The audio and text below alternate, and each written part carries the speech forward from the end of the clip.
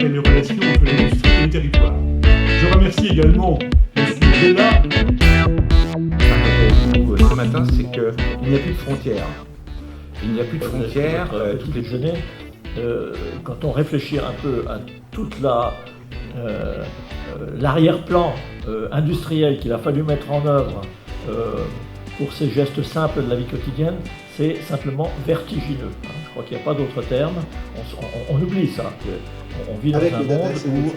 typiquement pour des durées relativement courtes, autour de 6 mois, entre 3 et 9 mois, pour en fait travailler ces projets et s'assurer d'avoir le maximum de plus-value. Par ailleurs, ce que nous avons instauré au sein de ce lab d'intelligence artificielle, les jeunes embauchés et le responsable du labo je cite souvent quelque chose en disant mon pilote parle prédictif.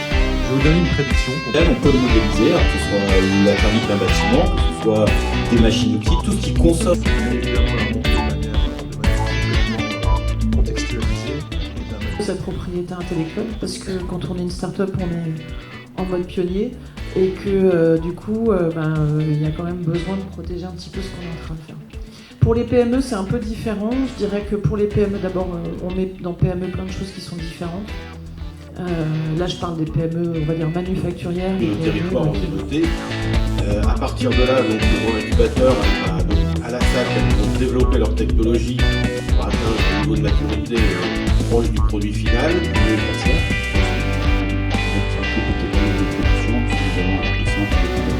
Accompagnement réalisé. Nous avons besoin, quand on dit ce type de programme, donc on parle de programme d'accompagnement smart industrie, c'est ça? Le programme a une capacité de produire aujourd'hui dans ce foncier parce qu'on a fait le choix du tertiaire, on a fait le choix de...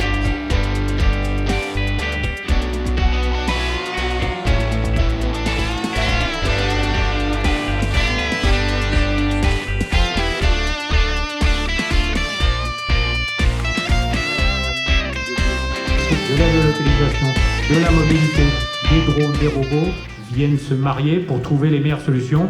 Il n'y en a pas une nominative, mais cette combinaison de technologies peut s'appliquer. Qui sont Naval Group, qui a historiquement une reconnaissance, une expertise en termes d'activité.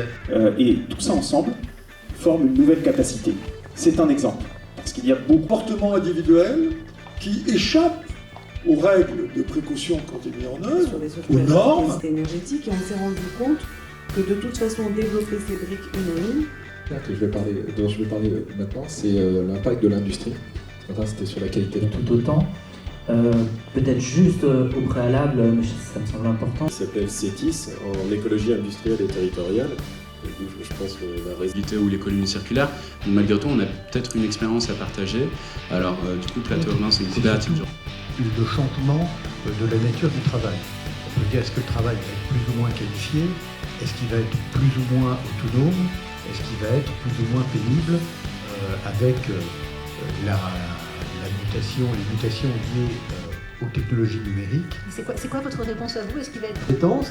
Parce que finalement, dans nos modes de fonctionnement actuels où toutes les informations sont extrêmement... Sur du bon sens, alors ça tombe bien, ça va recoller pas mal avec ce que j'entends ici. C'est pas conception. Il ne faut pas du numérique ou du digital pour se faire plaisir, mais clairement... Je pense qu'on a plus de conscience beaucoup autour de moi. Donc j'aurais le conseil